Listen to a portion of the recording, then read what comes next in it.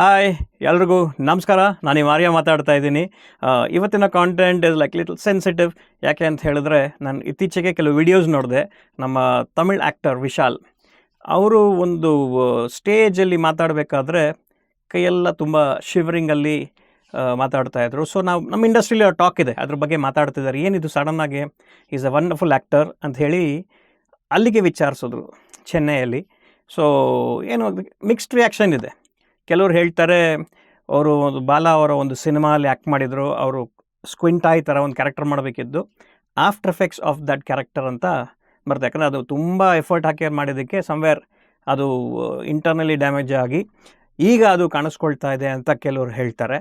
I think that is not true, because it is long time back. ಕೆಲವೊಂದು ಬರ್ಬೋದೇನೋ, ಅದು ನನಗೆ ಗೊತ್ತಿಲ್ಲ.